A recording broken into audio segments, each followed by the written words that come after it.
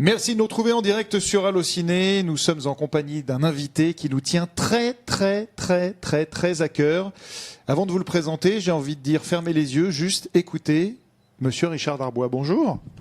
Bonjour, je suis ravi d'être là avec vous sur Allociné. Voilà. Voix incroyable. Voilà, Richard Darbois il est avec nous. J'avais déjà vu plein de cœurs, plein de pouces vers le haut. Là, vous êtes tous. Voilà. Dès qu'on entend votre voix, on est comme des gamins. Quand on a appris que vous veniez, voilà, on avait discuté par mail. Vous aviez vu ma réaction tout de suite. J'étais tellement content que vous acceptiez notre invitation. Pour Thomas, c'est le plus beau jour de sa vie. Vincent est en train de trembler. Vous pleurez tous. Je fais des heureux. Voilà, donc tout le monde est heureux. Et donc Richard Darbois est avec nous pour une petite heure, voilà, pour parler de tous ces rôles, tous ces personnages, voilà, qui nous ont accompagnés depuis qu'on est tout petit et qui continuent de nous accompagner. Donc n'hésitez pas à poser vos questions, nous envoyer tout ça. Nous avons également sur la table une boîte que nous avons baptisée la Darbox. Voilà, c'est un joli nom. On l'a déposé. Dans lequel il y a des répliques qui ont marqué la carrière de Richard Darbois. Et voilà, on piochera au fur et à mesure de ce live, voilà, chaque fois une réplique et ça permettra voilà, de redécouvrir des incarnations, des intonations et vous de réagir aussi. Et oui, c'est ça, et même de reconnaître peut-être. Et de reconnaître les personnages. Comme j'en ai fait quelques-uns, des films, il va falloir que je me souvienne. Et alors, avant de parler de votre carrière cinéma, il y a quand même voilà, le fait que vous veniez nous voir, donc encore une fois merci, et c'est quand même un retour aux sources parce que vous avez été la voix d'Allociné pendant très longtemps. Oui. Alors, je ne sais pas si c'est très longtemps. L'Audiotel, au moins de 1993 à 2000 et quelques, je pense. Oui. Et après, j'étais sur la chaîne aussi. Voilà, je crois exactement. que j'ai habillé la chaîne. Effectivement, c'est un retour aux sources. Voilà, et quand on appelait, qu'on faisait à l'époque, maintenant ce numéro n'existe plus, mais le 01 40 30 20 10, il y avait, pour voir tel film, tapez 1, vous habitez à Paris, tapez 2. C'est vrai. C'était Richard Darbois qui vous parlait au téléphone. Exact. Voilà.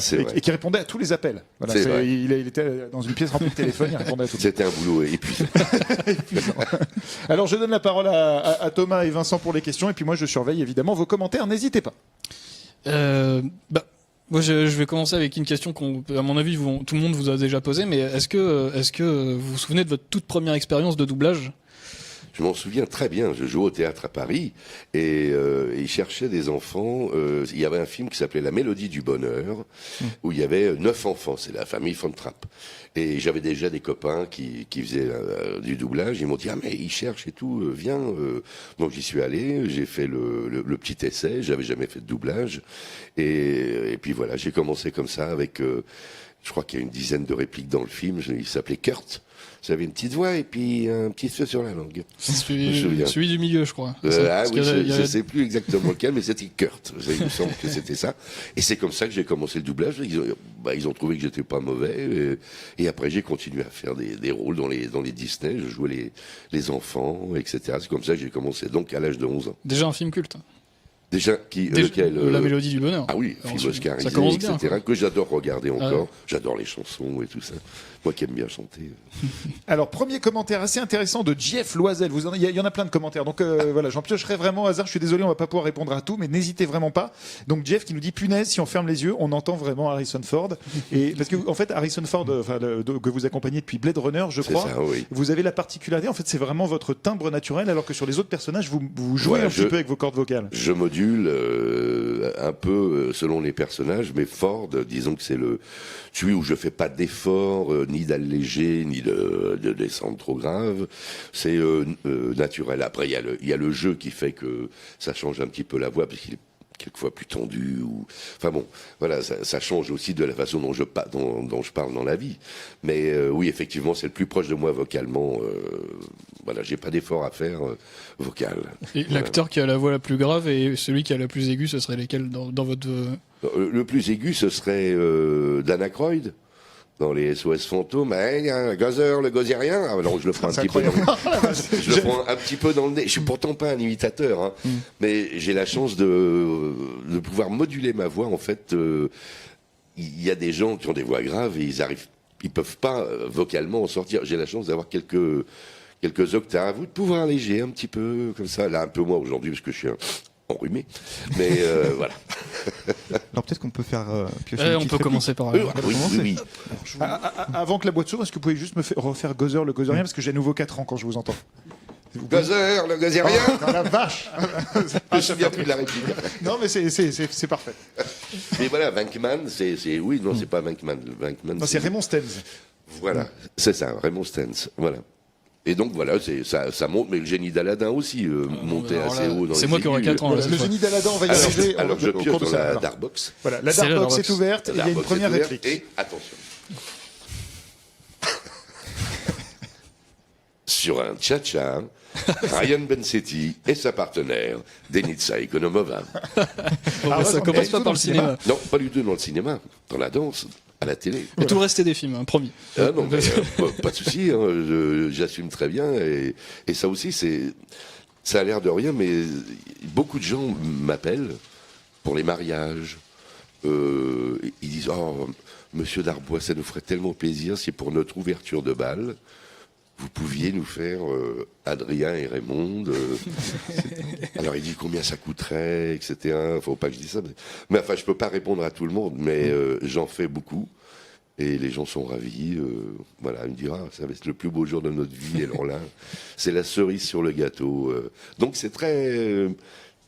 finalement, oui, c'est très populaire. Et les gens aiment beaucoup cette voix qui accompagne cette émission. Parce qu'il faut préciser, en fait, en termes d'installation, vous avez votre propre studio voilà, chez vous en Guadeloupe. C'est ça. Et ça vous évite de venir sur Paris pour justement bosser pour Énergie, TF1 Voilà, c'est surtout Énergie qui m'a installé ce studio à la maison avec des codecs, des liaisons ISDN ou par IP.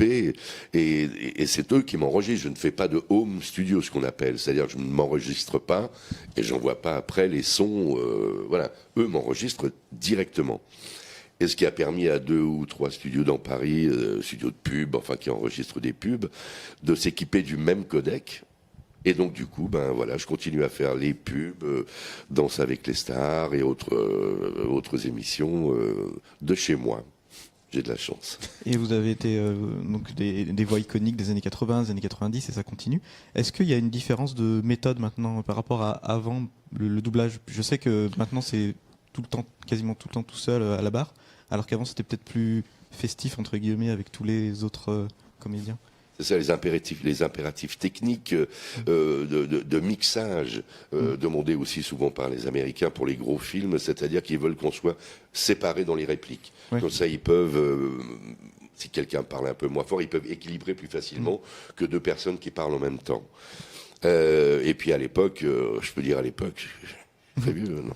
Mais à l'époque, effectivement, on faisait le doublage par boucle. C'est-à-dire qu'il fallait charger l'image, charger la bande magnétique, et c'était une petite boucle qui tournait. Hop, et après, on enlevait cette partie-là de pellicule et de bande magnétique. On la remplaçait par une autre, ce qui fait qu'on avait un temps de repos entre chaque scène. Chaque scène, chaque bout de scène. Et donc maintenant ça va beaucoup plus vite puisqu'on fait ça, c'est en numérique, ça défile, on s'arrête, on recommence, enfin on prend tout le film pratiquement dans l'ordre. Donc on va plus vite qu'avant. Le film limite sans pause quoi. Enfin si, il y a des pauses j'imagine, mais... Oui, on s'arrête quand même, on peut s'arrêter. Ouais. Mais disons que pour doubler les séries, etc., ça a été un gain de temps, évidemment. Comme on prend moins de temps pour les séries télévision, etc., il n'y a pas les mêmes budgets que pour le cinéma. Donc voilà, il faut être assez aguerri à la technique du doublage pour aller assez vite quand même, et bien, évidemment. Alors, j'ai vu passer d'autres questions liées, alors, voilà, encore une fois, beaucoup de questions, n'hésitez pas, mais une question liée à Harrison Ford et à votre rapport avec Harrison Ford et votre rapport avec Indiana Jones, puisque quelqu'un nous a signalé, il a raison, que sur les 2 premiers Indiana Jones, alors que vous étiez déjà la voix d'Harrison Ford, vous n'êtes pas Indiana Jones, c'est que vous l'êtes à partir de la dernière croisade. Que s'est-il passé? Que s'est-il passé? Je vais vous le raconter. Alors, non, déjà dans les Star Wars, je ne suis pas la voix d'Harrison Ford. Pour une bonne raison, en fait, c'est que Harrison Ford a, je crois, 10 ans de plus que moi. Donc moi, quand lui, il avait 25 ans, j'en avais 15. Donc c'est impossible pour un garçon de 15 ans de jouer un jeune premier héros de 25 ans. Après, ça s'est équilibré. Donc je l'ai fait pour la première fois dans Blade Runner, film magnifique. Vraiment, j'ai vraiment aimé ce film. Et après, il y a eu le premier Indiana. Alors, je ne sais pas si le premier Indiana a été fait avant Blade Runner ou pas. Peut-être. C'est 81 et Blade Runner 82, je crois. Voilà. Donc, ça avait été déjà fait. Pour le 2, Indiana Jones 2, ils ont demandé des essais. j'ai toujours trouvé ça bizarre parce que le premier Indiana, enfin, bon, tant mieux pour moi, j'ai gardé Ford par la suite. Mais il était très bien par Claude Giraud, qui le faisait dans le premier. On ne sait pas trop pourquoi. Dans le 2, ils ont demandé des essais. Entre Francis Lax, qui l'avait fait dans La Guerre des Étoiles, Claude Giraud et moi. Ils ont choisi Francis Lax, qui avait plus du tout, enfin en tout cas pas du tout la même voix, ni que Giraud et que la mienne. Donc il l'a fait dans Le Temple Maudit. Et après, il n'y a plus de discussion, c'est moi qui l'ai fait. Voilà. Bon, peut-être qu'on peut on est reparti. On est reparti sur ça. la note. Une question de vous, une question d'internaute, une question de Parfait. Dark. C'est très bien, c'est magnifique. Parfait, attention. C'est marrant comme jeu. Alors, je suis trop vieux pour ces conneries. Ah, c'est hallucinant. Voilà, belle réplique. Danny Glover, L'Arme Fatale, superbe film. On peut dire film avec un S. Pareil, alors là, qu'est-ce qu'on s'est marié avec Jacques Frantz qui fait Mel Gibson. Et là, on a quand même été ensemble pour ce film. On l'a pas fait en track, on était tous les deux. Et de temps en temps, quand les répliques se chevauchaient, c'est-à-dire que quand il y en a un qui parle par-dessus l'autre, on séparait, on faisait des tracks. Mais là, le rapport avec Jacques Frantz, qui faisait, enfin non, Mel Gibson, là, on s'est bien marré. Et c'est super rare Super. que deux comédiens de doublage le fassent en même temps. L'enregistrement se fasse à deux, je crois. Oui, c'est ce que j'expliquais. Ouais, Maintenant, à cause du mixage, etc., ils veulent vraiment qu'on soit sur des pistes séparées. Bon, on a l'habitude. Je joue tout seul, je lis la réplique de l'autre, je l'ai entendu en anglais. Moi, je reste dans le jeu, en tout cas dans le jeu du comédien que je double. Donc, bon, c'est une question d'habitude aussi. Voilà, mais bon, super. C'est vrai que ça apporte quelque chose. J'adore ce comédien. On sent qu'il y a une connivence même au niveau des voix dans le film. Enfin, ça s'entend que vous avez enregistré ensemble. Il me semble bien qu'on a fait beaucoup de choses à plusieurs. Mais ça date aussi encore une fois. C'est quelle année Le premier, c'est 87. Oui, voilà, on travaillait encore moins de façon pour la technique, quoi. Mais c'était remarquable quand même quand on voit les doublages. Ils sont, enfin, pour moi, je les trouve excellents. Ouais. Mais qu'est-ce qui se passe si Harrison Ford tourne un film avec Richard Gere? Alors, Vu que vous faites les voix de... oui, de- si Ford fait un film avec Gere, Est-ce qu'il y a déjà eu des dilemmes je sais comme pas ça si je pourrais faire les deux. Ça serait plus facile Gere, Danny Glover. Parce que bon, Danny, il y a ce côté comme ça. Voilà, donc j'arrive à faire. Et puis Gere, plus léger, plus... voilà. Donc je pense que je pourrais faire les deux. Alors après, c'est ça. Il y a des personnages quand même entre Ford et Gere. J'arrive à m'alléger quand même un peu sur Gere, mais je sais pas si en faisant les deux ensemble. Enfin, oui, c'est possible. Je ferai une journée Ford et une autre journée Gere. Faut essayer. Mais c'est vrai que ce serait bizarre de changer de voix pour l'un ou l'autre. Ouais. Mais c'est jamais arrivé. Et moi, j'ai une question pour poursuivre sur ce rôle de Danny Glover. Voilà, quelque chose qui m'a toujours intrigué justement dans cet art du doublage. Vous faites partie des rares comédiens avec Benoît Alman, est un comédien blanc qui a doublé des comédiens afro-américains. Oui. Mike Dara fait l'inverse puisqu'elle a doublé notamment Whoopi Goldberg Oui, et plein d'autres, mais aussi Courtney Cox dans Friends. Voilà, oui, Mais il y a par contre, Emmanuel Giacomi aussi Voilà, qui mais fait beaucoup de Forrest comédiens Whitaker. afro-américains sont doublés par des comédiens noirs et on se Oui. dit, est-ce qu'il y a une couleur dans la voix? Alors que normalement, ça devrait être presque transparent, c'est-à-dire que n'importe qui pourrait faire la voix d'un blanc ou d'un noir. Oui, c'est vrai. Mais je pense qu'à l'époque, il n'y avait pas beaucoup de comédiens noirs, enfin venant ou des Antilles ou machin, qui faisaient du doublage. Je ne sais pas pourquoi. Mais bon, maintenant, c'est plus le cas. Maintenant, et en plus, je ne sais même pas s'ils ont une couleur dans la voix, parce que il y en a, ils n'ont pas l'accent du tout. Mais c'est un côté, je ne sais pas si c'est le côté un petit peu grave, comme ça, qui va bien sur enfin en tout cas moi, sur les noirs un peu costauds. Voilà. Après, voilà, on a fait des essais, et puis j'ai été pris. Je l'ai doublé la première fois, Danny Glover, dans La couleur pourpre. Ouais, donc avant l'Arme Fatale. Avant L'Arme Fatale. Et voilà, c'est la dame qui dirigeait les studios, qui s'appelle Jenny Gérard, qui a eu l'idée, alors que moi je faisais les jeunes premiers, voilà, a dit je vais te faire un essai sur ce noir, ce comédien noir qui est formidable et tout. Et j'ai fait les essais, et puis ça a collé. Et après j'ai effectivement joué pas mal de rôles de black. Voilà, formidable dans le doublage quand même. Ouais. On joue des rôles qu'on ne me donnera jamais dans la vie. Effectivement. Puisque je ne suis pas black. Vous avez même joué des personnages bleus, mais on y viendra un petit peu Voilà, plus tard c'est au ça, cours exactement. de ce live. Oui. Une question de Vincent. Une question, Vincent. Oui, est-ce que vous avez déjà rencontré des acteurs que vous avez doublés? Harrison Ford, par exemple, vous l'avez déjà rencontré? Voilà, c'est le seul que j'ai rencontré, c'est Ford. D'accord. Ok. Par hasard, je joue au théâtre du Palais Royal à Paris et je suis allé manger dans un resto, je m'en souviens tout. C'était le restaurant qui s'appelait Les Innocents à l'époque, au Wall, je crois. Et puis je mangeais là avec des amis et il y avait à la table à côté, je sais plus si c'est la Warner, Columbia ou Universal qui dînait avec Harrison Ford. Mais, Warner France ou Universal France, enfin. Et eux m'ont reconnu, ils m'ont dit, ah, Harrison, this is your French voice. C'est votre voix française. Ah, ouais, il s'est retourné, il m'a fait, hey, come on, tout ça. Et donc voilà, je lui ai dit bonjour, hello. Il m'a dit, ah, you've got a good voice. Il avait l'air content de ma voix. Et voilà, bien après je lui ai dit, bah écoutez, continuez à faire des films, je suis ravi de vous doubler. On a trinqué, je suis retourné à ma table, il est retourné à sa table. Voilà. Parce qu'il n'a pas eu à valider, par exemple, une voix, parce que je sais que Daniel Beretta a dû être validé par Schwarzenegger, par exemple. Vous, c'était pas le cas. Non, c'est très rare. Ouais, c'est très rare. Je sais qu'il y a eu, je pense, il me semble, pour Jerry Lewis, que Jerry Lewis avait dit non, Jack Dinham, c'est celui qui me double. Mais je pense que les comédiens américains peuvent pas, excusez mon rhume, ils peuvent pas s'occuper de, parce qu'il n'y a pas que la France qui double. Il y a les Italiens, les Espagnols, maintenant les Indiens, les Chinois, peuvent pas s'occuper de toutes les versions. Donc, je sais même pas si Ford, si on changeait la voix d'Harrison Ford, est-ce que lui serait au courant?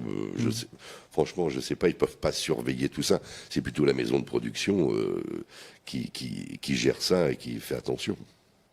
Et toutes les fois, on a rencontré des comédiens, vous n'allez pas aimer le mot, mais des comédiens mythiques, comme vous, voilà, je le dis, je lâche le mot mythique. Voilà, il y a une énorme humilité derrière. Je me rappelle, j'avais discuté aussi avec Patrick Poivet, je lui disais quand même, Bruce Willis, 50% de son succès, c'est vous.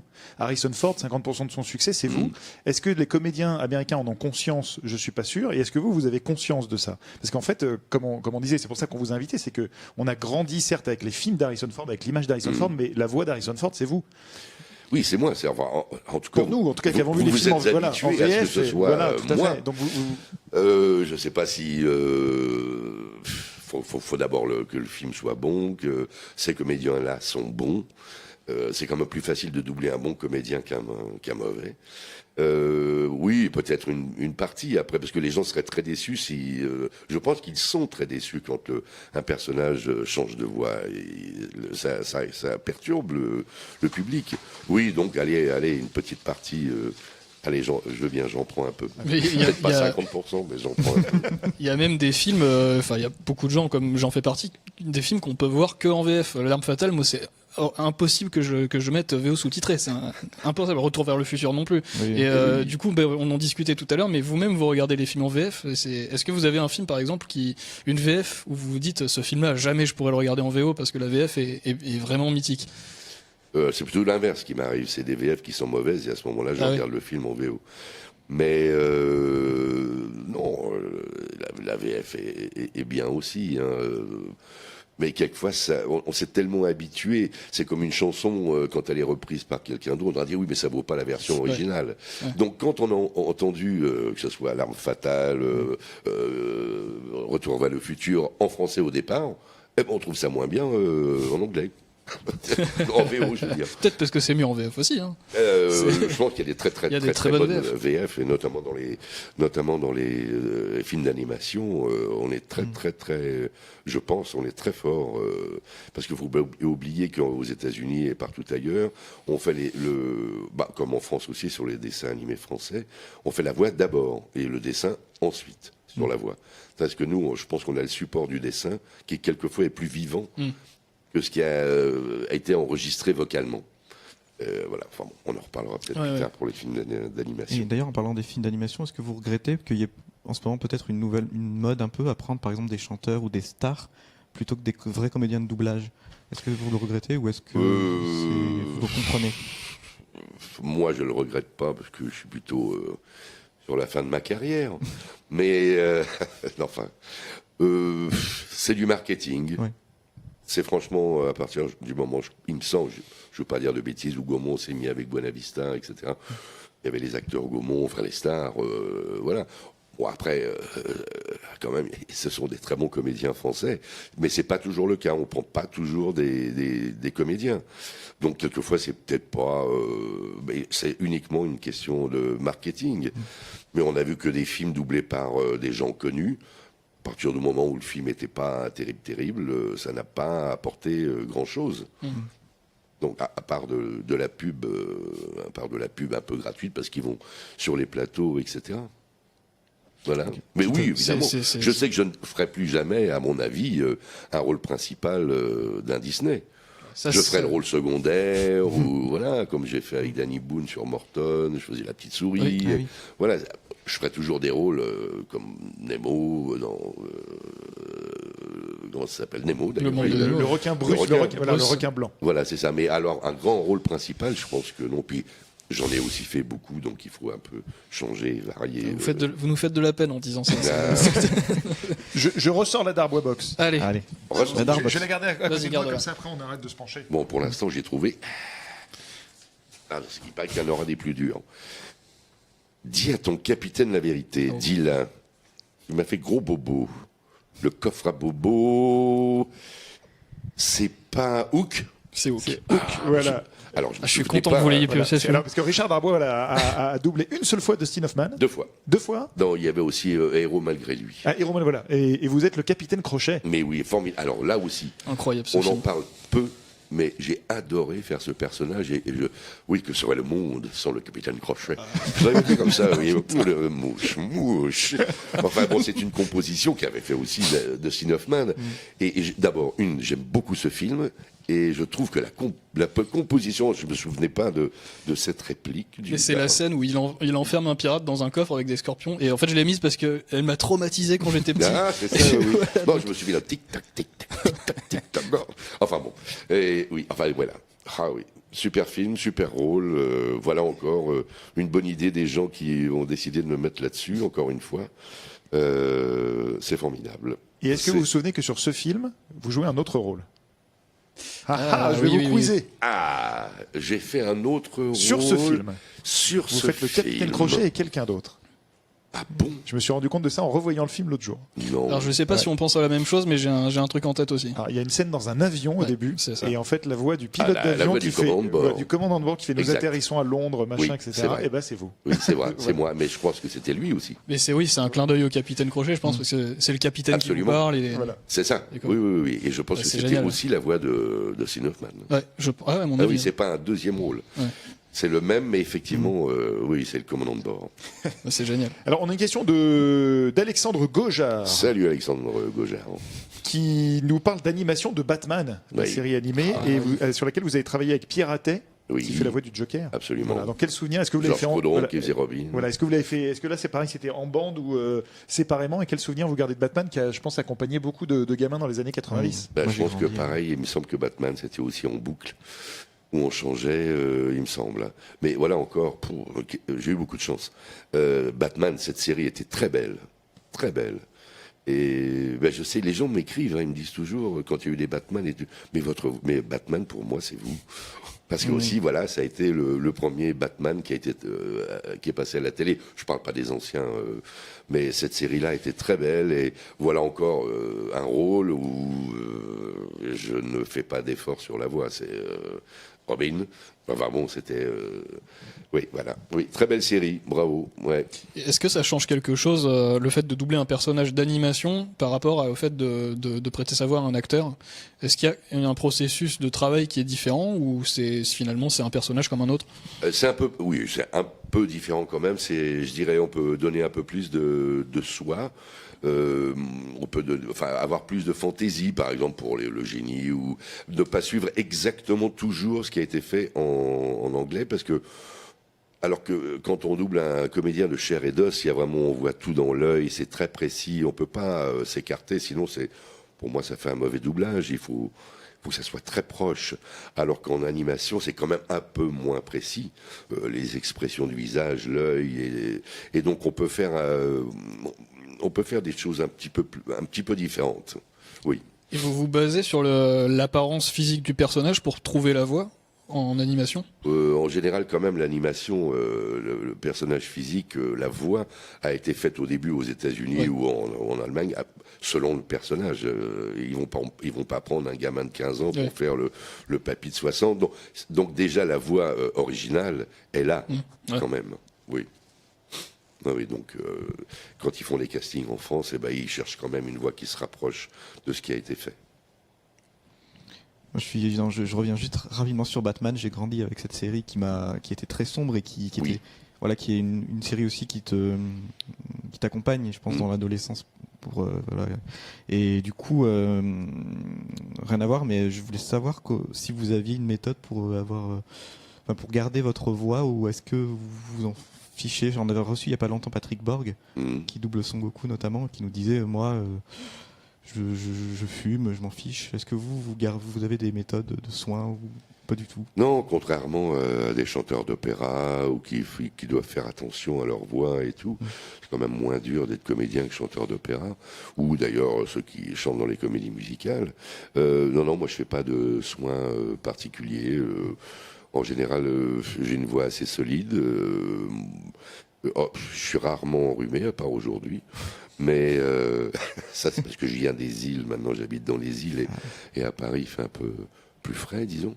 Et voilà. Mais non, je ne travaille pas ma voix. Je fais attention de pas gueuler pour rien avant de travailler ou des choses comme ça, quand même. Oui, parce que on va pas fatiguer la voix.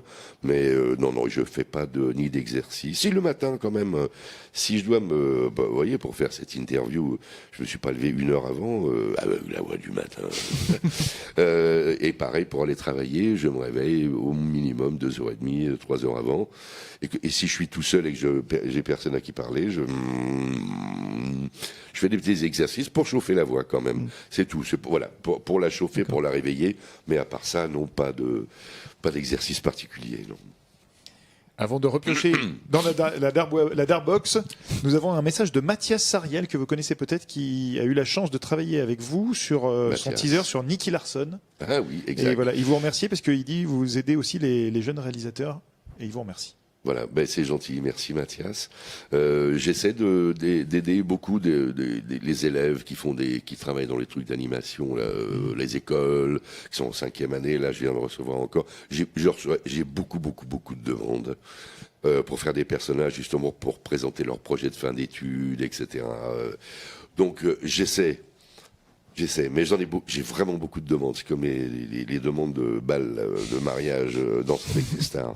Je peux pas. C'est difficile de répondre à tous favorablement. D'autant plus que voilà, j'habite maintenant dans les Antilles. Bon, j'ai le studio chez moi, mais il faut passer par un autre studio pour m'enregistrer. Et donc ça coûte des sous. Si j'étais sur Paris, je pense que j'irais plus facilement les aider et travailler ensemble. Donc, mais bon, j'y arrive de temps en temps et voilà. Merci Mathias.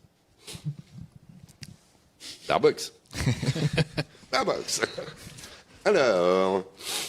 Allô, il n'y a personne au bout du fil. Faut réfléchir, McFly. Faut réfléchir. Alors c'était formidable, voilà. Biff Tannen. Biff Tannen de Retour vers le futur. Voilà, c'était depuis le début de ce live, tout le monde nous dit il faut qu'il fasse Biff. Voilà, c'est arrivé. Grâce à la Darbox, ça a fini par arriver. Oui, voilà, oui. Biff, le méchant. C'était formidable, ça aussi. Ça aussi, voilà, encore une drôle d'idée de me mettre là-dessus et que je me suis éclaté. Et ça aussi, je pense que ça a marqué, hein. Mais ce méchant. Non, allez-y, parce que... Non, mais ce méchant, là, et tout, banane. Enfin bon, c'était ça, banane. Il était toujours très énervé, comme ça. Non, c'était marrant, oui. Mais il y a eu 4 soirées formidables au Grand Rex pour fêter justement les 30 ans, je crois, de Retour vers le futur. Et ça a été formidable. On a fait ça avec Luc Hamet. Il y avait tout le monde, d'ailleurs. Il y avait le doc et tout. Non, c'est formidable. Oui, très beau personnage aussi. Ouais. Mais il y a quelque chose qui est fascinant quand même, parce que déjà, c'est très gentil de vous prêter au jeu de la Darbox, mais on voit que vous êtes... C'est comme si vous aviez des cordes de guitare et que vous êtes branchés sur chaque personnage tout de suite. Et ils sont ancrés dans votre ADN. Oui, ceux-là, oui. Puis en plus, ils sont un peu caricaturaux, donc c'est un peu plus facile à refaire. Quand on me dit, est-ce que tu peux nous faire échargir ? c'est très difficile parce que je vois pas de réplique culte de Gir dans aucun des films. Et c'est vraiment le jeu et tout ça qui fait que. Mais si on me demande certains personnages, oui, ils sont quand même, ils sont plus marqués, disons. Voilà, et j'arrive un peu à les refaire comme ça. Mais c'est Retour vers le futur, puisqu'on est là-dessus, mais c'est pour le coup, moi, c'est une VF pour moi qui est parfaite, et Oui, on a l'impression que ça s'inscrit dans une période qui est un peu les années 80 et même début 90, où c'était un peu un âge d'or des VF, mais aussi des films en général. Oui, des films, c'est ça. Est-ce que vous êtes, je sais pas si on peut parler de nostalgie, mais est-ce vous avez ressenti, vous, en tant que professionnel à l'époque, quelque chose de spécial à ce moment-là? Moi, je l'ai pas ressenti puisque c'était dans notre époque, Oui. en fait. Hein. C'est maintenant, rétrospectivement, qu'on se rend compte que c'était quand même un âge d'or du cinéma. Tous ces films des années 80. Je crois que la musique aussi. Il y a plein de nostalgie de cette époque-là. Et non, mais moi, je m'en apercevais pas sur le coup. Sauf que voilà, on tombait sur un film comme ça, on disait waouh, c'est une tuerie, quoi. C'est une tuerie, et puis on se marrait bien. Moi, je me suis éclaté à faire Bif. D'ailleurs, est-ce qu'on s'éclate plus justement à faire un méchant? Oui, on s'éclate bien à faire un méchant, c'est sûr. C'est un peu plus outré qu'un personnage normal et où il faut rester sincère, vrai, nature. Alors que sur les méchants, on peut en faire des caisses, on peut en faire beaucoup. Et voilà, et c'est jouissif, ouais. Oui. Je sais que par exemple, vous aviez aussi doublé le Kurgan dans Highlander. Kurgan, oui. Bonne fête des morts, mesdames. Mon Dieu. Voilà, c'est un des films cultes de tous les temps. Voilà. Highlander, c'est formidable. exceptionnel. Que j'ai dirigé, en fait. Hein. J'ai eu la chance qu'on m'ait donné la direction de ce film pour épauler Christophe Lambert, qui lui s'était jamais beaucoup doublé, sauf dans Tarzan, mais je pense qu'il avait très peu de répliques. Et comme je parle anglais couramment, etc. Et voilà, on s'est très bien entendu. C'est un homme charmant que j'ai pas revu depuis, mais voilà, on a travaillé parce qu'il n'avait pas l'habitude du doublage. Surtout, voilà, lui il parle très très vite dans la vie et en anglais il disait My name is MacLeod and I'm immortal parce qu'il parle très bien anglais, mais il avait une façon de jouer en français, en tout cas quand il était jeune, il parlait très vite comme ça, puis il articulait pas beaucoup. C'était son style, il était formidable. Mais bon. Je lui disais, alors, il va falloir que tu ralentisses beaucoup. Parce que tu la regardes comment tu l'as joué en anglais et tout. Non, c'est, voilà, un bon souvenir aussi. Et le Kurgan, voilà. J'ai fait aussi le méchant, j'ai dirigé le film et j'ai aussi fait le rôle du méchant. Et en parlant de méchants, parce que peut-être que ça peut amener un peu plus d'improvisation, je ne sais pas, mais c'est une question de Julien qui nous dit, est-ce que vous avez une possibilité d'improviser, que ce soit sur un film ou sur un film d'animation? Est-ce que vous avez cette latitude d'essayer des choses? Oui, bien sûr qu'on peut. Bon, en général, sur les gros films, les dialogues sont très bien écrits et on peut changer des toutes petites choses. Mais dans les séries, par exemple, où tout le monde va plus vite, les auteurs vont plus vite, tout se fait un peu plus vite, donc quelquefois un petit peu moins bien. Et il nous arrive, oui, de changer. Mais surtout, dans les dessins animés ou dans des séries avec des personnages un peu fous, tout ça. Oui, bien sûr qu'on peut. Oui, on se marre bien. Oui, on peut changer. Sur le génie d'Aladin, par exemple, je sais que Robin Williams avait improvisé pendant 16 heures d'affilée, je crois. Est-ce que vous, de votre côté, vous avez repris ce qu'il avait fait ou vous avez aussi essayé d'improviser, de créer des choses? On a repris quand même ce qu'il avait fait. Ouais. Hein. On reste très près quand même des versions originales. La difficulté, c'est ça, c'est qu'après, il faut le doubler. Williams, lui, il n'a pas d'impératif de bande de rythme. C'est son rythme, il fait ce qu'il veut. Ouais. Et après, la difficulté, c'est de... Comment tu t'appelles? Enfin, bon, et après, il faut le faire. Ouais. Techniquement, c'est pas facile. Et le chanter en plus. Et de chanter où il y avait eu beaucoup d'essais pour Aladin. Mais... oui, voilà, mais on peut effectivement dans ces trucs-là, mais j'ai effectivement aussi dans le génie apporté des choses parce qu'il lui imitait des gens connus aux États-Unis. Moi, j'avais fait, je sais plus qui à l'époque, ou une voix comme ça, parce qu'on ne savait pas trop qui c'était. Et puis voilà, j'ai changé de voix et là c'est moi qui l'ai trouvé avec le directeur artistique du doublage. Oui, bien sûr. Et Manon rebondit sur ses propos autour du génie en disant quel a été le plus gros défi de votre carrière? J'ai entendu dire une fois que c'était chanter sur Aladin, justement. C'était pas le plus gros défi. Le plus gros défi, c'était de faire le rôle parce qu'il était difficile. Ça a été un de mes rôles les plus complets parce que là, il y avait de l'imitation, il montait très haut, il descendait très bas, et les chansons, j'ai beaucoup répété avec Monsieur Costa qui nous dirigeait, avec Michel, non Georges, parce c'est des frangins. Mais c'est pas été un défi, ça a été du travail, mais un plaisir. Voilà. Alors, continuez. Voilà, vous n'avez pas l'écran devant vous, mais je reçois un nombre incalculable de cœurs, de commentaires positifs, de gens qui disent que vous méritez un César, et on est bien d'accord. Merci à tous. Voilà, merci, c'est sympa. Voilà, on est vraiment. Je sais pas où vous êtes. Voilà, ils sont partout en France, et voilà, vous citez plein de personnages cultes, notamment le génie. Peut-être qu'ils sortiront de la Darbox, qui sait. Donc voilà, donc restez avec nous tout au long de ce live. On va piocher un nouveau papier. Allez, un autre. Attention. Ah, c'est bien comme jeu. Et le curieux personnage, vraiment déprimant. Buzz, salutations. Je suis Buzz l'éclair et je viens sans paix. Et oui, très simple. Quel curieux personnage, vraiment déprimant. Oui, je me souviens très bien. Mais en plus, le film, je le revois quand même régulièrement. C'est pareil. Je sais pas si vous êtes comme moi, mais quand on retombe sur ces films, on se dit, oh putain, j'ai déjà vu. Puis hop, on se laisse accrocher et puis voilà. Il y a une unanimité des spectateurs sur le. Enfin, tout le monde dit le 3, il a quelque chose de particulier. C'est vrai. Ce serait lequel des 3 votre préféré à vous? Je dirais quand même le 1. Ouais. Parce que c'est la découverte de ces jouets qui s'animent quand les enfants sont sortis de la chambre. Et puis l'arrivée de Buzz, enfin, c'est quand même extraordinaire. Buzz l'éclair, Star Command. Ce mec qui se prend vraiment pour un ranger, c'est extraordinaire. C'est premier degré. Et le 3, effectivement, est très beau, avec cette fin qui est... Oui, il y a de tout. Il y a tout Toy Story, plus l'émotion à la fin, l'aventure quand ils descendent dans le truc pour se faire cramer, là, et tout. Le 1 et le 3, pour moi, oui. Ouais, je suis d'accord. Jamais un peu moins le 2. Un peu moins. Et vous disiez que Buzz, c'était le personnage qu'on vous demandait le plus de refaire. Ah oui, Buzz l'éclair, dans la rue, quand j'ai l'honneur d'être reconnu, souvent on me dit, oh, un petit selfie, vous pouvez nous faire Buzz, salutations, machin, je suis Buzz l'éclair, je viens en paix. Voilà, et ça, c'est marrant, c'est resté, et toutes les générations confondues, hein. Les enfants, les moins jeunes, toujours, très souvent, Buzz. Et à ce sujet, des milliards de questions sur Toy Story 4, mais j'imagine que vous n'avez pas encore commencé à travailler dessus. Non, on n'a pas encore commencé à travailler dessus, c'est déjà dans les papiers depuis 1 an ou 2. Hein. J'ai appris qu'en fait, c'est ça, Disney a plusieurs projets en même temps. Et selon l'avancée d'un projet, parce qu'au départ, il était annoncé en 2018, hein, je pense. Il devait sortir cet été, je crois bien. Il devait sortir cet été, donc ça a été retardé. Moi, pour l'instant, je n'ai pas de date précise, ni même si ça sera en juillet ou en janvier l'année prochaine.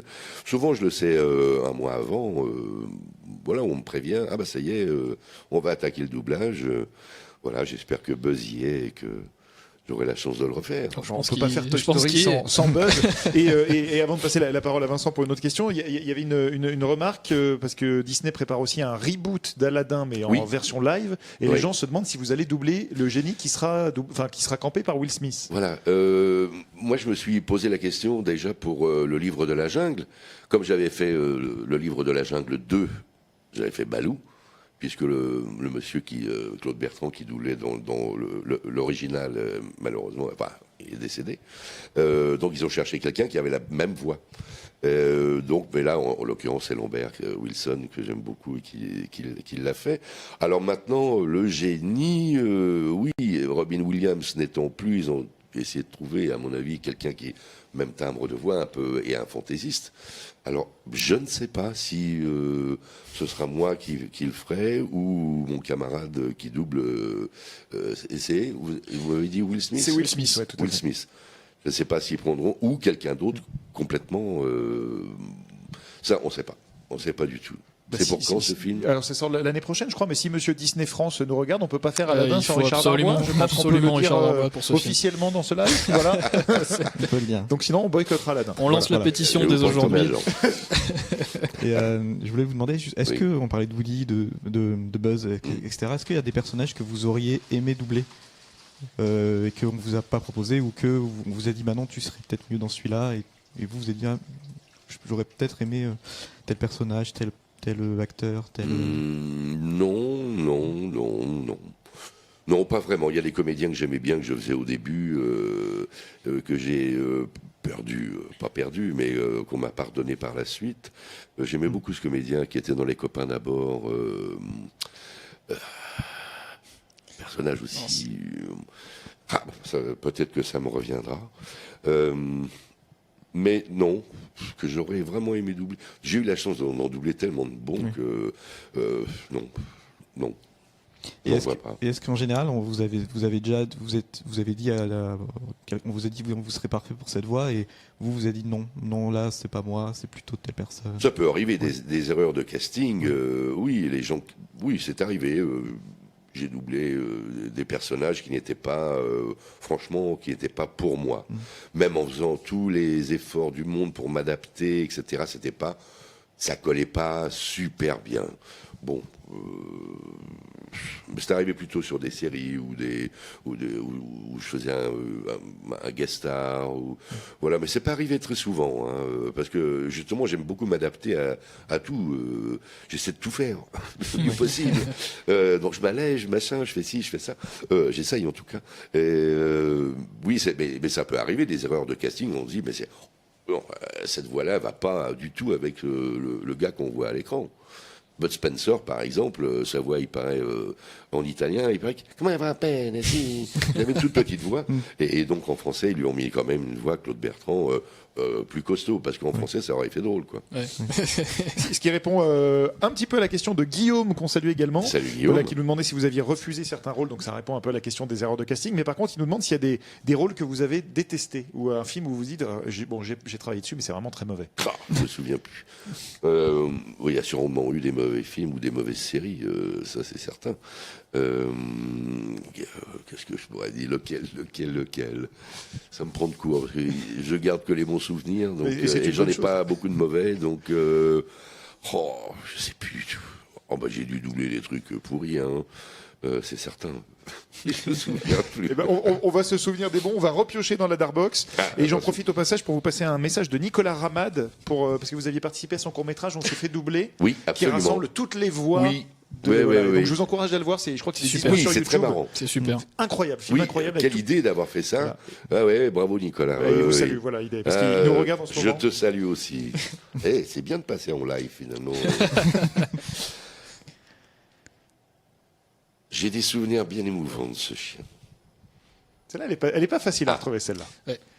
J'ai des souvenirs bien émouvants de ce chien. Film culte, il réplique un peu moins culte. Un peu moins culte, mais pour nous, c'est la meilleure pour nous, réplique du c'est- film. Un film culte. Ouais. J'ai des souvenirs bien émouvants de ce chien. Alors pour vous donner un indice, qui est déclamé par le personnage quand il est sur un cheval, à la fin du À la film, fin et du il film. serre un peu les dents en la disant, parce qu'il est un peu Ouais, énervé. ouais. Bon, allez, le nom du comédien. Harrison Ford. Ah, pas mal. Là, vous me collez. J'avais une autre réplique pour le même film, peut-être que je peux la dire, mais bon, alors là, vous avez. Indiana. Oui. Ah, ça y est. Voilà, c'est la dernière On a failli croisade, et mettre, c'est au moment où Salah, Wow. où Salah lui dit « Ah, tu t'appelles comme le chien ?» Et il fait « J'ai des souvenirs très émouvants de ce Émouvant, chien. ce chien.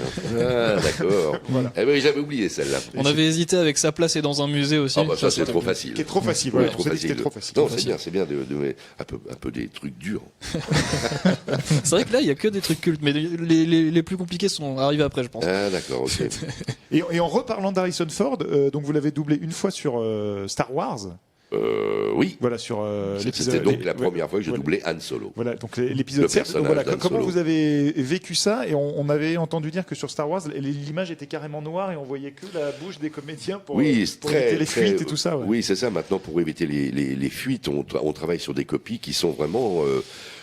Quelquefois, on a juste, c'est-à-dire que l'écran est noir ou complètement flouté, et hop, il y a un rond qui s'ouvre autour du visage du comédien. C'est-à-dire qu'on ne voit pas où il est, dans quel décor, on ne sait pas. Et à ce moment-là, on peut voir quand même un peu sa bouche et ses yeux, et on double comme ça, justement pour éviter le piratage.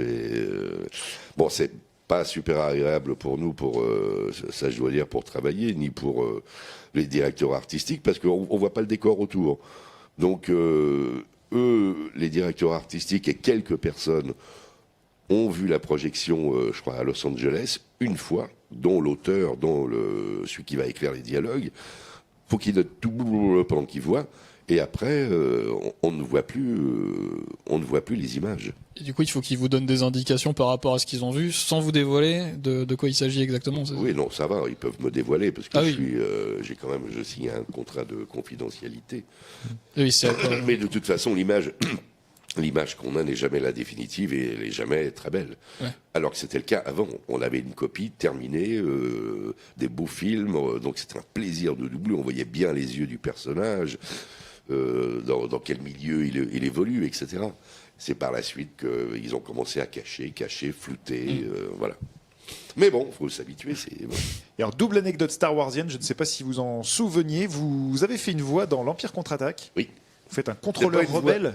Ah, c'était un contrôleur rebelle. J'ai trouvé ça. Je pensais même que c'était un haut-parleur. Voilà, donc vous faisiez pas Han Solo, mais vous avez quand même joué dans l'Empire contre-attaque. Non, mais par contre, vous avez joué Chewbacca, ou en tout cas la parodie de Chewbacca dans La folle histoire de l'espace. Absolument, oui. C'était le film avec comment il s'appelle ? Avec Rick Moranis et avec Bill Pullman et avec John Candy. Et vous doubliez John Candy. Voilà. Oui, c'est ça. Absolument. Et donc c'est rigolo de se dire que vous avez fait Han Solo et son compagnon. Absolument. Mais je fais tout. C'est ça qui est génial. Mais il parlait, lui. Ce Chewbacca-là parlait. Voilà, il s'appait Barf en anglais et Burk en français. Barf, oui, c'est ça. Mais pareil, voilà. Voilà, ça c'était un peu une voix comme ça, la Dana Aykroyd, il me semble. Hein. Il était un peu barré, quoi. Question de Vincent. Alors je sais que beaucoup de personnes demandent des conseils pour être comédien de doublage. C'est justement, il faut être comédien. C'est ça la base du... Ah, c'est la base. Comédien, oui, c'est ça. Alors, bon, c'est bien, vous avez dit comédien de doublage et pas doubleur. Oui, oui, à part ceux qui commencent tout petits et les enfants, comme moi, j'avais déjà une expérience théâtrale, mais c'est pas le cas pour tout le monde. Mais oui, il faut d'abord d'abord savoir jouer la comédie, et après, apprendre et s'habituer à lire un texte qui passe avec une barre et dire le texte quand il passe sur la barre, à ce moment-là, dans le rythme du comédien qu'on double. Donc ça, c'est une technique à assimiler. Il faut assimiler cette technique-là pour après pouvoir justement exprimer son talent de comédien. Voilà. Parce que ça passe aussi par le physique. S'il y a des rôles, je sais pas où, je pense à The Revenant, là où le comédien a dû, voilà, DiCaprio est dans la boue, il est dans des conditions extrêmes. Il faut réussir à se mettre aussi dans cette peau-là. Est-ce que c'est ce que vous faites oui, aussi, bien sûr. Moi, je demande des bains de boue devant le micro. Quand il est dans la boue, je me mets dans la boue. Quand Harrison Ford. Non, mais c'est ça qui est étonnant dans le doublage, c'est qu'on arrive le matin, on sait pas. Quelquefois, on sait même pas ce qu'on va faire, hein, parce que ça arrive pour les téléfilms et les choses comme ça, ou un guest dans une série, on te le dit en arrivant. Ah oui, alors tu joues ce personnage-là, qui va mourir et va se faire torturer. Là, ah oui, d'accord. Donc à 9h du matin, c'est au secours, bon, on gueule, voilà, il n'y a pas de préparation. Il faut être rapide, il n'y a pas de grosse concentration. Oui, alors comment je vais le faire, oui, machin. Et on répète pas comme au théâtre un mois avant de jouer la pièce, quoi. Donc c'est tout de suite. Et il faut être dans le coup tout de suite. Mais à ce propos-là, moi je me suis toujours posé la question, est-ce que un comédien de doublage reprend les dialogues et le reste, genre les respirations, les cris, j'imagine, mais parce que est-ce que par exemple quand il s'agit d'une scène où il n'y a pas vraiment de dialogue, mais c'est juste les respirations de l'acteur, vous refaites aussi tout ça?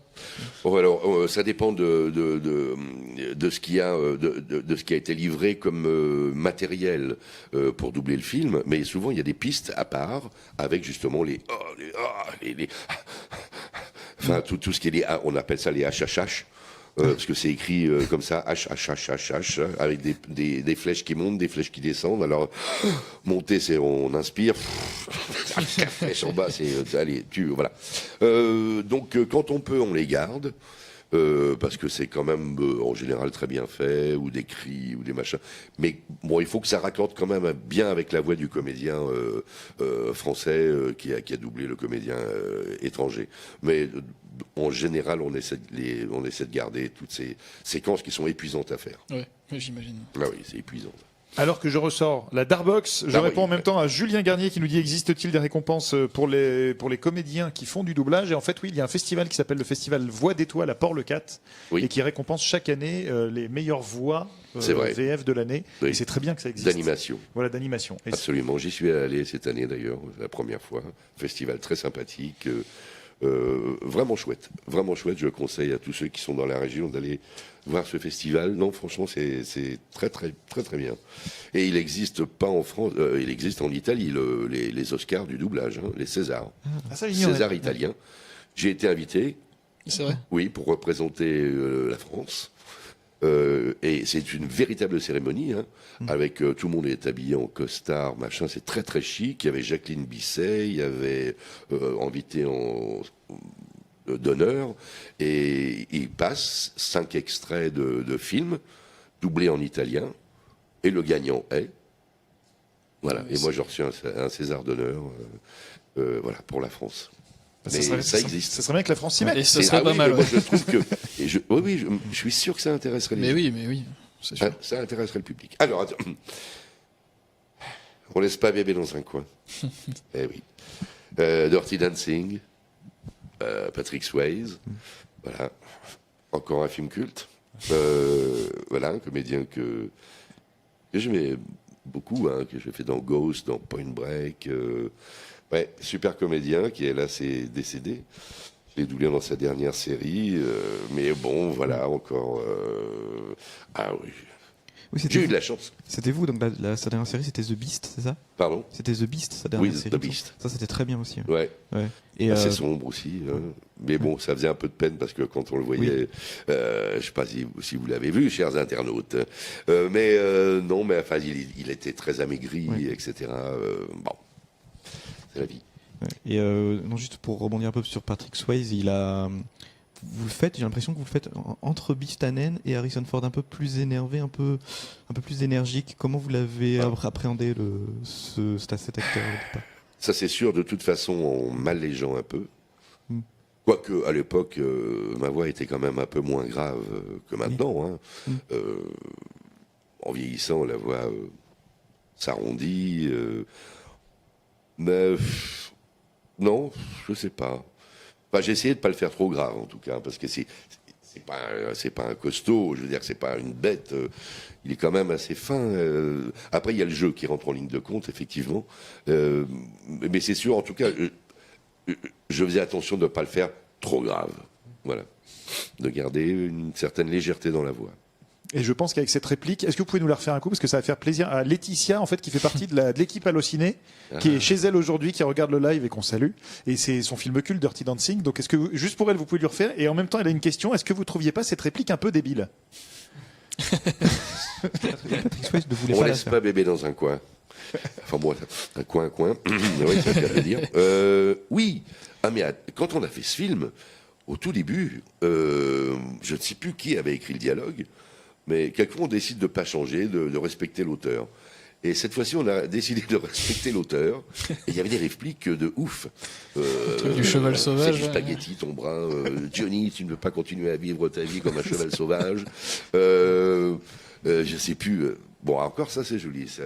Ça, c'est mon espace de danse. Ça, c'est ton. Enfin bon, tu n'envahis pas mon espace. Bon, ça, c'est joli. Mais il y avait des répliques, oui, c'était vraiment. Oui, on s'est dit, oh la vache. Mais bon, on les a joués. Et c'est devenu culte. C'est ça qui est extraordinaire. Quand on a fait ce film-là, on pensait que c'était un gentil petit film pour les jeunes, quoi. Enfin bon, pas terrible, quoi. Et en fait, ben voilà, comme quoi on peut se tromper. Et en parlant de culte, justement, est-ce que sur un film, voilà, exemple Dirty Dancing ou Retour vers le futur dont on parlait, on est encore sur vos répliques et donc sur votre voix 30 ans après. Est-ce que vous avez des droits d'auteur là-dessus ou est-ce que vous êtes payé pour l'enregistrement et c'est comme ça? C'est comme ça. Ça a changé depuis. quand même pour les rôles principaux, les gros rôles, etc. Mais oui, quand j'ai doublé Schwarzenegger au début dans Conan, il doit avoir 50 lignes ou 40 lignes, il dit rien, pratiquement, à part Chrome. Et à l'époque, on était payé à la ligne, donc ça faisait pas beaucoup. Même à l'époque, quand j'ai fait Le Fugitif avec Harrison Ford, il court beaucoup, mais il parle pas des tonnes. Hein. Il est tout le temps tout seul. Voilà. Il est tout le temps tout seul déjà. Et non, à l'époque, on se disait, tu doubles qui? Woody Allen. Délire verbal, bon ça. 400, 500, 600 lignes par film. Alors là, on touchait, on était contents. Donc maintenant, ça a changé. Maintenant, sur les personnages importants, on appelle, voilà, c'est une discussion entre la maison mère et nous pour décider de notre cachet. Voilà. Et sachant que vous êtes aussi là pour le coup en boucle à Disneyland Paris dans l'attraction Buzz l'éclair, c'est-à-dire que moi j'adore cette attraction, en plus j'y vais souvent avec mes enfants et on est avec vous pendant toute la queue qui est très longue. Oui, et ben non, c'est pas moi. Et c'est pas vous? C'est ce que j'allais dire. C'est une voix qui ressemble beaucoup. Ah bah ça ressemble. Alors l'erreur. Voilà, la sortie de piste. Voilà. Je quitte ce live. Au revoir. Au revoir. Moi aussi. Ah non, donc c'est pas vous? Non. Non. Grosse erreur. Ils n'ont pas accepté mon tarif. D'accord. Donc ça a été fait par quelqu'un d'autre, mais après par la suite il y a le parc Disney Studios, oui, juste à côté, où il y a le génie, etc. Et après ils m'ont rappelé, et j'ai fait Buzz. Mais pas dans l'attraction, quand on fait la queue, c'est pas moi. Ah c'est pas vous, d'accord. Et puis d'ailleurs celui qui l'a fait ne cherche même pas à m'imiter d'ailleurs. J'avais l'impression que c'est. Alors là, mais c'est peut-être parce qu'il y a le visuel de Buzz et qu'en fait on projette presque automatiquement la voix en fait. Ah oui. C'est là où ça doit être ça, oui. Voilà. On est sûr que c'est moi, mais non en fait. D'accord. Quand tu l'as dit, j'étais persuadé et en même temps, en me souvenant, il y a un petit malaise. Non, c'était pas la bonne voix. C'est la faute de Thomas, cette sortie. Puis c'est ta faute. Voilà. Bon, c'est vraiment pas grave. Une question de Thomas. Une question. Alors, est-ce que ça vous arrive est-ce que vous avez une anecdote d'un moment dans votre vie de tous les jours où votre voix vous a aidé, ou vous a peut-être même joué un tour? Enfin, à l'inverse. Avec les impôts au téléphone ou... Non, mais c'est vrai que depuis une dizaine d'années, les gens me reconnaissent beaucoup. Je sais pas pourquoi. C'est à force de mon temps, et ça y est, ils percutent les gens.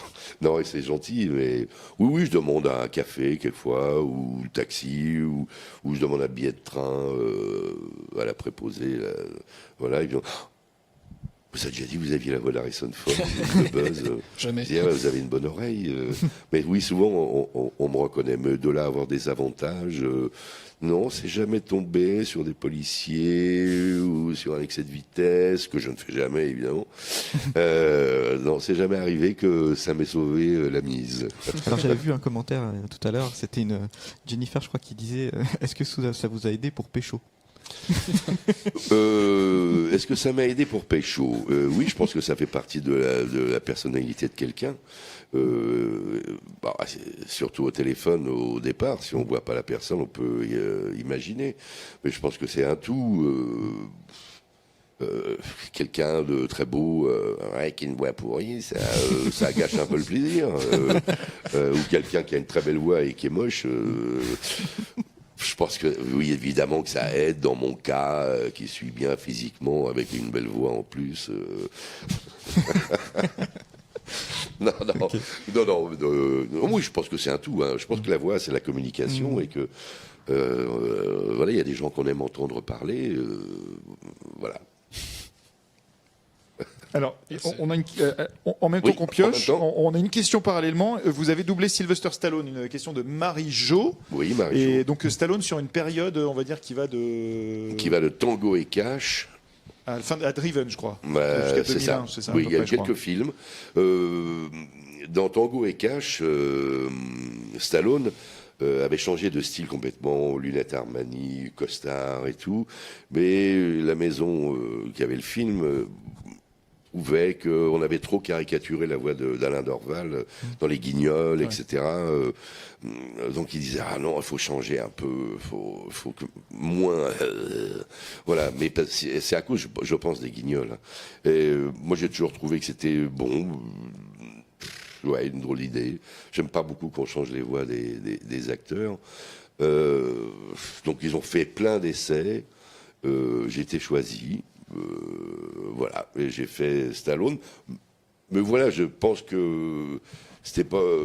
obligatoirement nécessaire que je fasse Stallone. J'en faisais déjà pas mal. Bon, après, même Disney a trouvé que ça allait très bien et j'ai refait Stallone en Copland, etc. Bon, voilà une des idées que j'ai pas trouvé la meilleure d'avoir changé, bien que en fait changer. Finalement, j'ai fait des essais sans trop faire du Alain Dorval, sans faire du Stallone, mais c'est difficile de doubler Stallone sans être. Je veux pas y aller parce qu'il a his voice, voilà, et puis sa paralysie faciale qui fait qu'il parle que, enfin bon. Et moi, naturellement, comme je me rapproche des comédiens, j'ai pas imité Dorval, mais j'ai fait comme Stallone, et donc du coup, ça se rapproche. Il y a des gens que ça n'a pas choqué. Vraiment. Honnêtement, c'est assez réussi. Hein. Sur Demolition Man, par exemple, ça m'a pas choqué non plus. Très bon film, très marrant. Demolition Man. Ouais, c'est super. Le meilleur que j'ai fait, ça, avec lui, je trouve. Donc voilà, oui, mais bon, voilà, heureusement que ça n'a pas choqué les gens. Et moi, c'est ce que je me disais toujours, il faut pas que ça choque les gens, quoi. Si je le fais comme Harrison Ford, ça va pas aller, quoi. Donc, mais en fait, j'ai suivi ce qu'il fait, il est comme ça. Ouais. Est-ce que c'était la même histoire pour Arnold Schwarzenegger? Peut-être que ils se sont dit aussi que Daniel Beretta c'était peut-être trop too much. Et ils vous ont... Alors, c'était avant Daniel Beretta. Non, c'est avant. Ouais. Ouais, Moi, j'ai fait tous les premiers films de Schwarzenegger. Oui, c'est l'inverse. Effectivement, en fait, oui. pour le coup. J'ai fait Conan, Predator. le truc de combat, Commando. Oui. Voilà. Mais après, Après, j'ai fait Stallone. Je pouvais pas tout faire. Bon, après, on m'a enlevé et Schwarzenegger et Stallone, et on m'a laissé, voilà, mais j'en faisais beaucoup. C'était normal. Je sais pas, c'est ma grande période. J'allais surtout, c'était bon. Et puis moi, c'était un plaisir. Je travaillais et tout. J'étais ravi.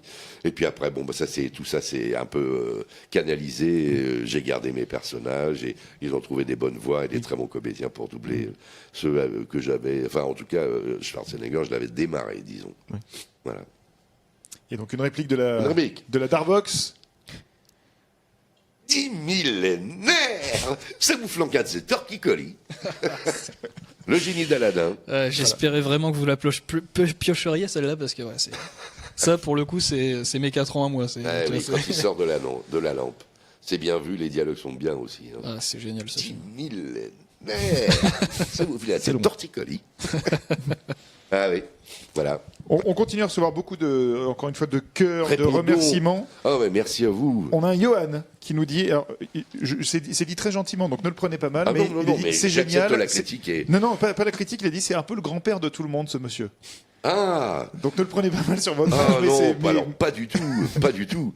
C'est vrai que j'arrive dans les plus anciens en tout cas du milieu du doublage.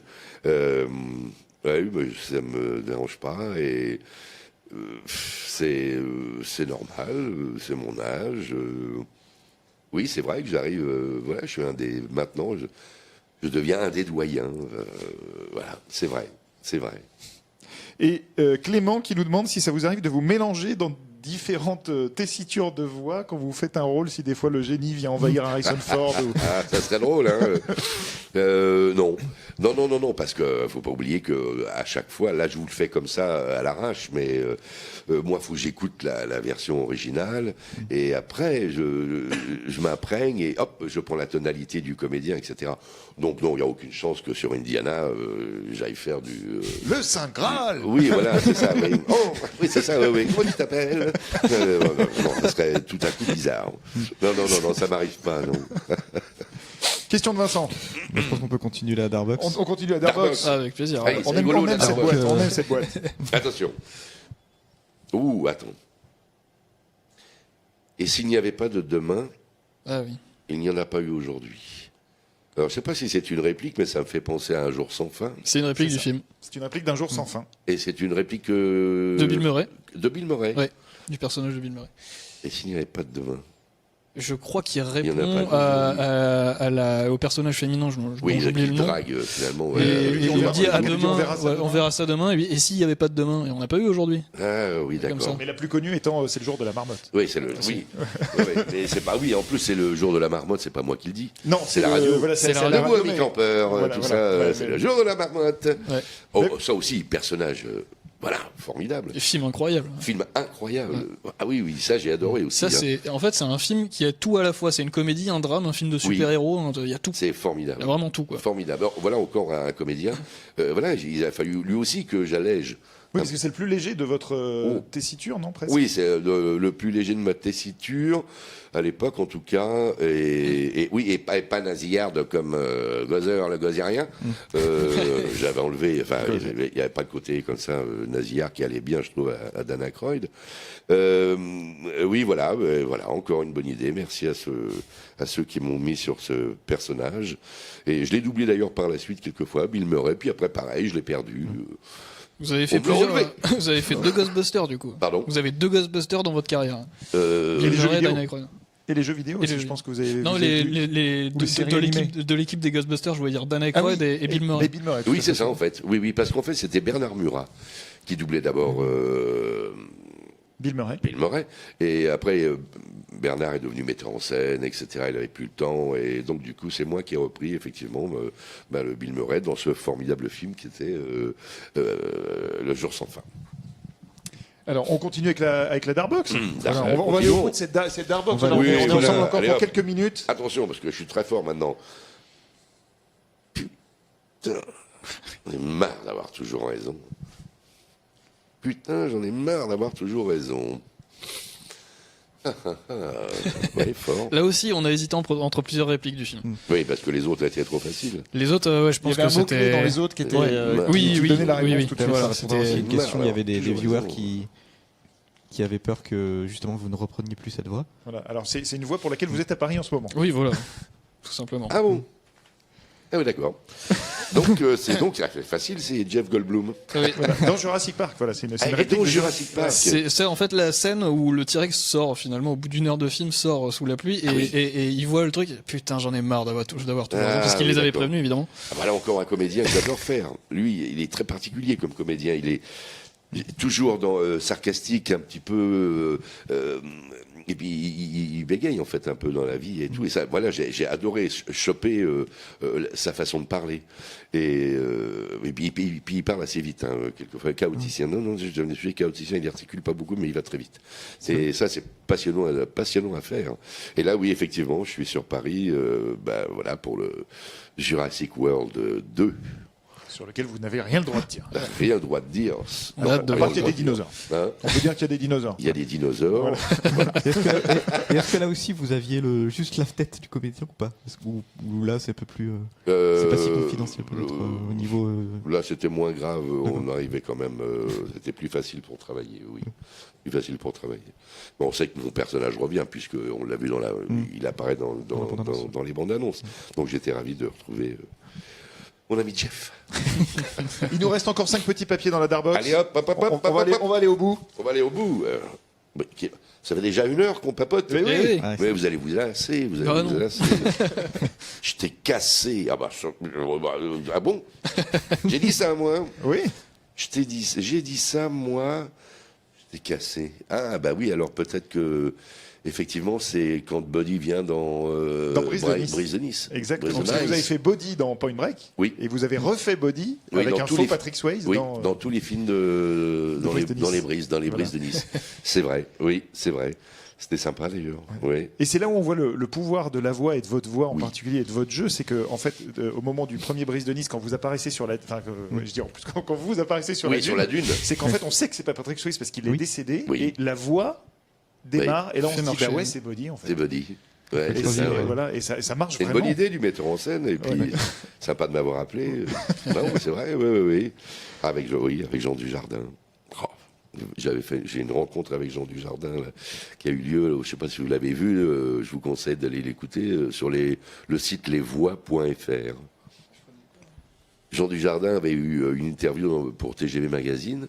On lui a demandé qu'est-ce qui est, pour lui, ses premiers souvenirs de cinéma, c'était quoi? Et il a cité les voix de doublage et notamment Richard Darbois. Ça, c'est pas mal. Donc, du coup, on a organisé une rencontre et tout. Il est passionné de voix et tout. C'est un homme. Il est génial comme mec. J'ai bien aimé. Beau souvenir, ça. Oui. Il reste encore 4 petits papiers dans la Darbox. Hop. Dont peut-être certains rôles qu'on a déjà évoqués au cours de ce live. Hein, L'ordinateur a localisé la position du Joker. Le signal vient de l'observatoire du Mont Gotham. Ça, c'est Batman. L'ordinateur a localisé la... Oui, c'est ça, oui. Oui, Batman, donc sûrement dans la série dont on a parlé tout à l'heure. Et oui, voilà. Plus facile, celui-là. Plus facile, bah oui, avec Mont Gotham, Joker, facile. Oui, vous aviez dû vous amuser avec Piraté, la confrontation avec le Joker. Oui, avec Pierre, oui, bien sûr. Grand fou devant l'éternel. Non, mais c'est vrai, c'est des personnages aussi. Lui aussi, c'est la composition. Il avait vraiment bien fait. Hein. Il ne peut en rester qu'un. Ça, c'est le Kurgan. Voilà, le Kurgan. Le Kurgan, voilà, il ne peut en rester qu'un. Mais vous savez que je me souvenais plus de cette réplique, la bonne fête des morts, mesdames. Il y a celle juste avant, c'est il vaut mieux mourir que disparaître. Wow. Vous dites ça dans l'église. Oh, oui, mais là, c'est attention. Je suis un expert Là, d'Highlander. C'est vraiment mon film. Alors ensuite, oui, bah voilà. Il n'a pas une gueule de porte-bonheur. Ouais. Ouais, ça, c'est Schwarzenegger dans Predator. Culte aussi. Oui, je suis bon. Continue. Jusque-là, vous êtes. En fait, vous avez tout Il y en a trouvé, je plus crois. qu'un. Partez pas. Voilà. Ah oui, Merci beaucoup, tronche de merde. Ah oui, putain, l'enculé de machine à la mort moelleux. Alors. J'hésitais à la mettre, mais bon. Merci beaucoup, tronche de merde, putain d'enculé de machine. Ah oui, et ben ça c'est. Oui, très marrant. Stallone dans Demolition Man. Exact. Le Oui, reconnaissance il vocale. il le fait très bas, oui, c'est ça. Hein. Merci beaucoup, tronche de merde. Putain, enculé de... Ah oui. C'est pour avoir Il doit pas dire- des petits papiers pour pouvoir aller aux toilettes, puisque sinon il y a les 3 coquillages et il ne sait pas Voilà, s'en et à servir. chaque fois qu'on dit un gros mot, il y a un... Oui, bon, vous avez dû voir ce film. C'est ça, oui. À chaque fois qu'il dit un gros mot, il y a un papier qui tombe pour payer une amende ou je sais pas quoi, mais lui, il s'en sert justement parce que pour le toilette. Avant de passer au dernier papier, voilà, on touche, enfin le live touche à sa fin, d'avoir repassé tous ces personnages en revue avec moi. Qu'est-ce que ça vous fait, voilà, de se dire tous ces vécus que vous avez eus Ça me fait plaisir, et comme disait l'internaute, que je suis un peu grand-père. Non, ça fait toujours plaisir. Hein. Je suis toujours honoré, c'est gentil. Je n'ai que des compliments, donc c'est jamais désagréable pour un comédien ou même pour quelqu'un dans la vie. On préfère être aimé que pas, et de passer en revue une petite partie finalement, parce que j'en ai, oui, ayant commencé à 11 ans, j'ai eu la chance de faire beaucoup de rôles, mais ça fait toujours plaisir, oui. Le dernier petit papier de la Darbox qui nous a accompagnés tout au long de ce live. The last one. J'essaie de me rappeler ce que ça peut être. Qu'est-ce qui n'est pas tombé encore?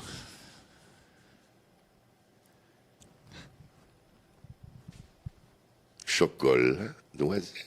Ah, C'est pas Goonies. Et c'est bien, C'est c'est les bien Goonies. que ça finisse là-dessus. Chocolat. Ah oui, bah où, maman. C'est ça, hein. Ouais, c'est incroyable. Ouais, C'est le personnage de Sinoc C'est Sinoc. dans les Goonies. Et oui. Et alors, les Goonies, c'est un film culte pour moi, pour nous tous, Oui, et on absolument. ne savait pas que c'était vous. Et donc- Sinoc. Mais voilà, encore cette dame Jenny Girard qui a eu des idées incroyables de me mettre à me dire tu vas faire le monstre là. Ah oui, d'accord. Et je m'éclatais à faire ça. Les Goonies, pareil. Bon film aussi. Ouais. Hein, Ouais, grand film des années super. 80. Et voilà, puis j'ai joué le monstre des Goonies. Voilà. C'est ça qui est formidable dans le doublage. C'est de pouvoir faire des rôles mais complètement différents. Des bleus, des noirs, des monstres, des petits, des maigres. Quelquefois, ça marche parce que voilà, on vous donne des rôles que peut-être on ne vous donnera pas dans la vie à cause de votre physique. Parce que vous dégagez quelque chose. Donc voilà, ravi. Et on a une dernière demande pour boucler la boucle de Gauthier, un de nos collègues qui est là-haut et qui est en train de regarder le live. Il Salut, dit, Gauthier. Il y a toute mon adolescence qui défile et il me demande si vous pouvez refaire la voix d'Allociné. Si vous connaissez le titre du film que vous voulez voir, faites-le. Je pense qu'il a dû faire toute sa vie l'audiotel. Si vous connaissez le titre du film que vous voulez voir, tapez 1. Voilà. Et là, on C'est est sur génial. Allociné en C'est 1993. Ouais. Et l'époque où nous, on a découvert Allociné, on a eu envie de travailler pour ce site. Et ben, c'est Je aussi en comprends ça. partie grâce à vous. Hein, Merci. parce que vous faites partie des débuts d'Allociné et de l'identité d'Allociné. C'est pour ça qu'on était vraiment très heureux de vous revoir. Mais moi, merci. Enfin, de vous voir, Merci de vous m'avoir revoir, reçu. voilà, de vous réentendre. Merci. Et encore merci d'avoir donné suite à notre invitation. Avec plaisir. Et Je ne regrette pas, mais j'ai passé un bon moment et je salue tous ceux qui qui nous ont suivis. Voilà. Et vous avez eu un nombre de cœurs, encore une fois, incroyable. Vous avez été très très nombreux à nous suivre. On n'a pas pu répondre à toutes les questions, mais globalement, je pense qu'on a à peu près balayé tous les thèmes qui sont venus. Donc merci beaucoup à vous pour vos commentaires. On est très heureux de vous avoir fait vivre ce moment en présence de Richard Darbois, et qui va retourner au soleil. Voilà, très bientôt. Et dès que vous repassez par Paris, n'hésitez pas à nous faire signe. On sera ravis de reparler de cinéma et d'anecdotes avec vous. Ça sera avec grand plaisir. Voilà. Mais merci beaucoup en tout cas. Merci à vous. Merci beaucoup. Et merci à Julien Derrière à la caméra qui a préparé ce live. À très bientôt. Bon appétit et vive Richard Darbois. Vive la ciné.